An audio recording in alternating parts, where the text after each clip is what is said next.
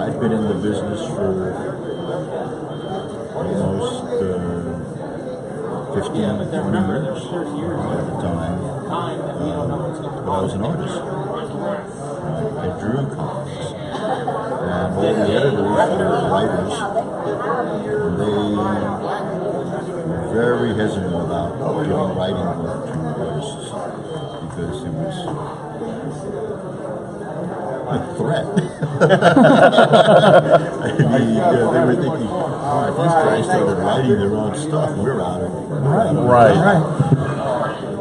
And I couldn't get any writing work for years. And I was a full editor at one. They wouldn't give me any writing work. I had full dispensation from the editor-in-chief to write for other companies, which is unheard of. Yeah, absolutely. Since I was able to document and prove that I'd gone to every editor and nobody would give me any writing work. So when Hasbro came to Marvel,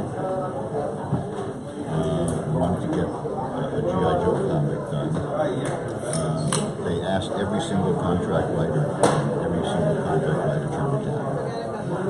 And they asked every non-contract writer, and they all turned it down. And then the editor-in-chief went to every editorial office and asked every editor, and every assistant editor, and the kid that went out to get coffee, and they all turned it down. Wow. And he came down editorial row, office by office, and my office was the last office. And I said, sure. Wow. But I saw it as a way to get my foot in the business, in writing, because when I started a page, I could literally make more flipping burgers at Mickey D's. Oh, wow. And at the same time, the guy that was writing the book that I was drawing was making $50 a page, and he was knocking out 3 books or 4 books a week. What's wrong with this picture? And I thought I could write better than this guy. You know, I can write better than most of these guys, and I'm not getting any of the work. You know, and that was 8 years before I got your first writing gig. yeah. Wow.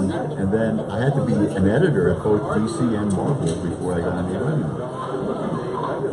I was an editor before I was a writer, you know. So that definitely seems like it's a backwards thing. You imagine you want to be a writer first, then promote you to editor. But you started off as editor and then... Yeah. And then, you know, everybody had told me that if I wrote a toy book, I would never get offered an A-list book ever again in the rest of my Wolverine because they were about to cancel it. And listen, and to see what they've all become now. I mean, Wolverine and Logan, just to see the phenomenon it is now. I did Avengers, you know, and I was doing those books at times when they were selling, I mean, just 2 of DC. You know, because they were, you know, I was working on books that were selling 1 million plus. Yeah. And I think right now and I'm still not considered an A-list writer. No, you are to us. Yeah, but I'm not to, you know, to the rest of the comics fandom. You know, I've never actually been invited to a major convention. That is a shame. The only time I got invited to San Diego was when they gave me a lifetime achievement. So they'll give you a lifetime achievement award. But they're not wanting to invite you out to these shows. I've never been invited to Chicago. Never been invited to Heroes. I've never been invited to you know, any of the big.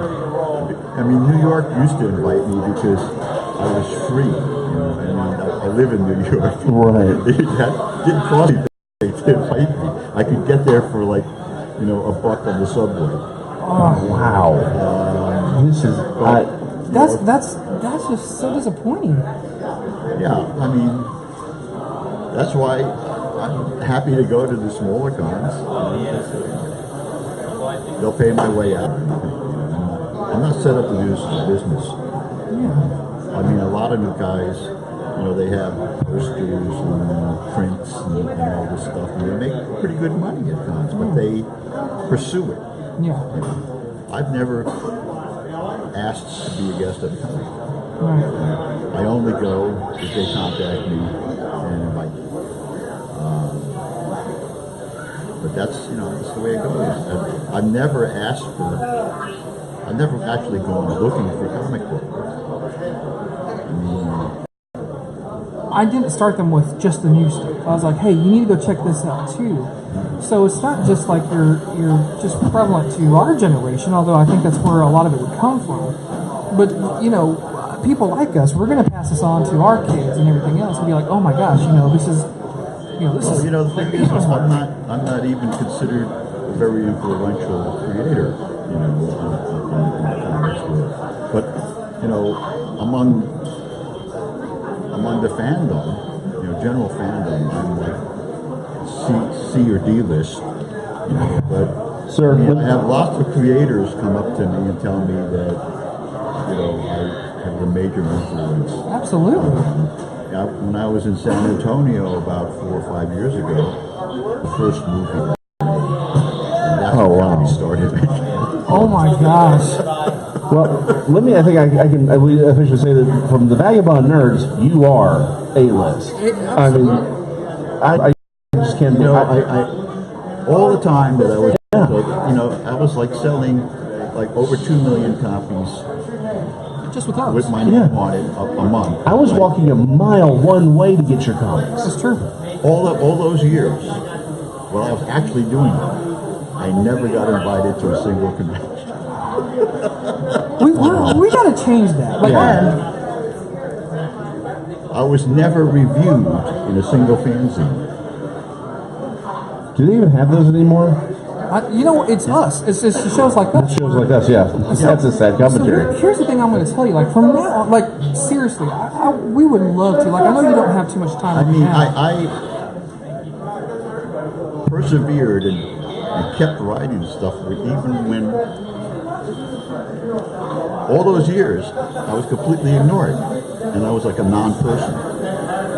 Oh my gosh, it's heartbreaking. So but to me it's a job. Any job I get, I figure it's an A job. I do my best. No matter what. We gave it the A job, and it was like that's our job to do it. I mean, literally reading the stuff, because when I first got into comic books, it was through my uncles. I'd go and find their own stash, but your name was like on all of it. So like that's, to Jason's point, like this is how we grew up, was reading all your stuff. And it truly was man, if I can only write like Larry, if I can only sit here and do it like this great creator that I'm looking at, one day maybe, and to sit there and hear you talking about these stories, it's just heartbreaking. That's why I've never considered myself a writer.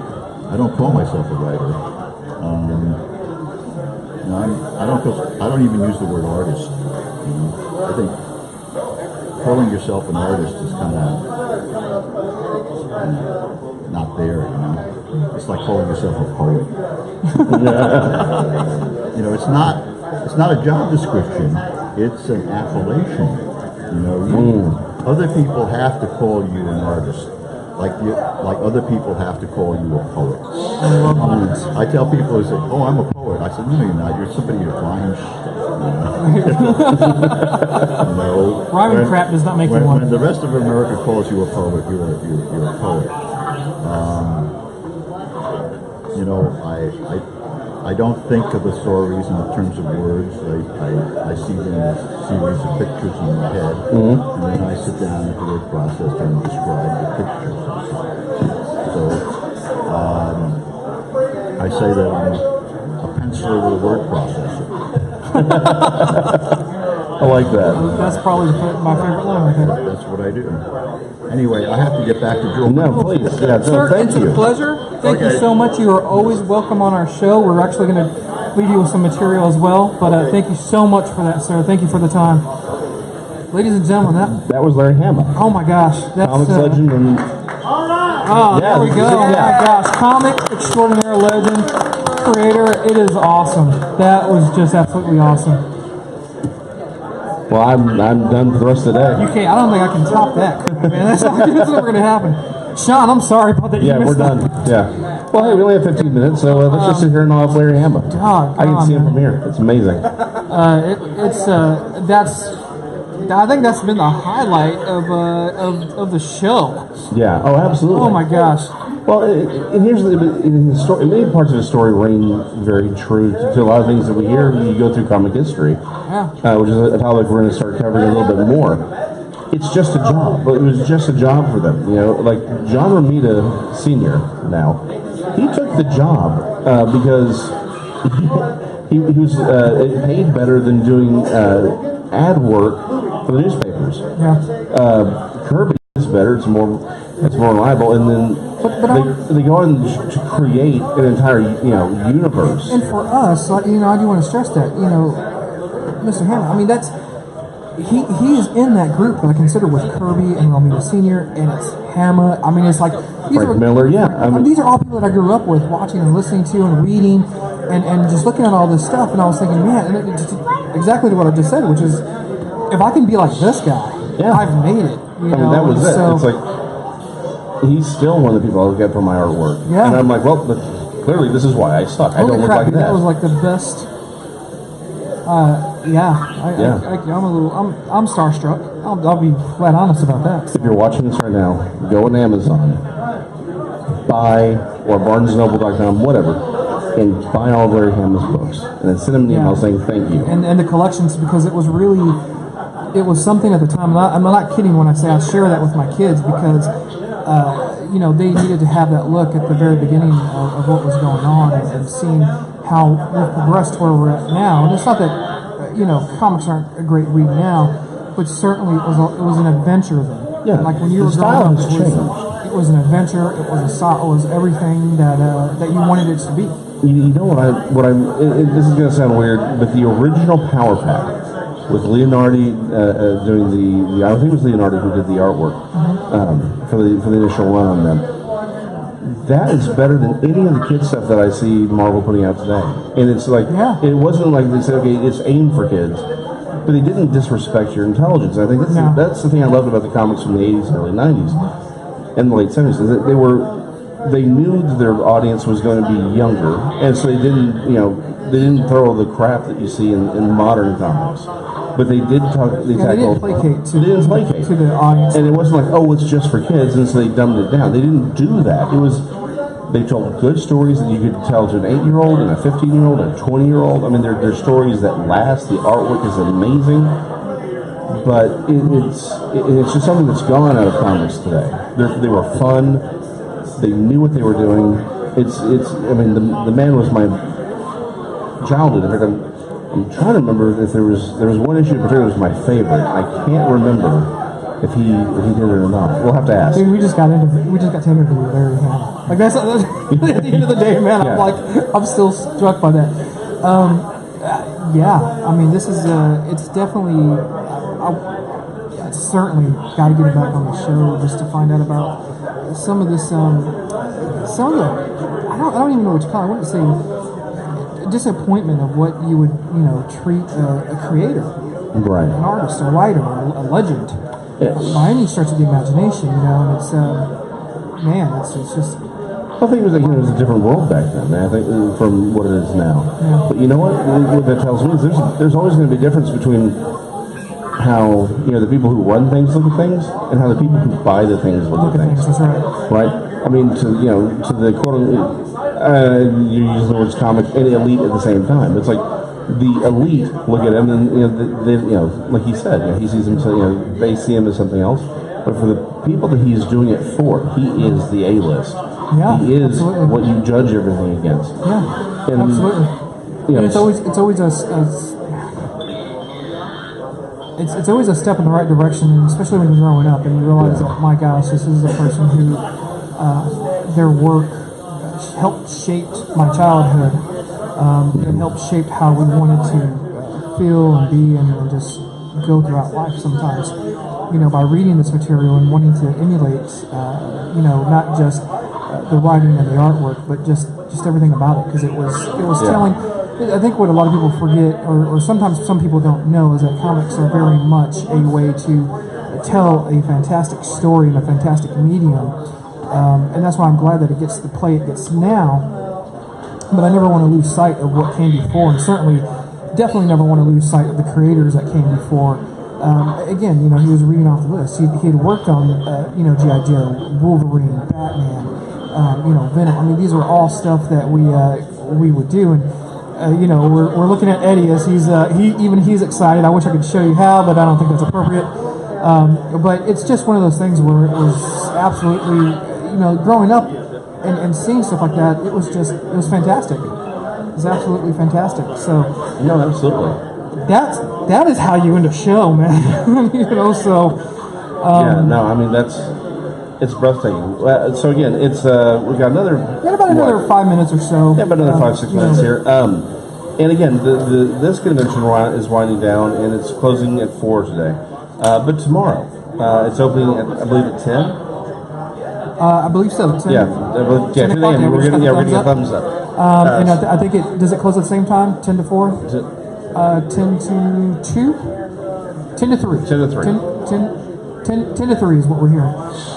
But come out, see the vendors. Definitely stop by Larry Hama. Pay your respects to the man's incredible career run that he has had and has. I believe he's still continuing to have as well, because his influence is, again, it's just outstanding.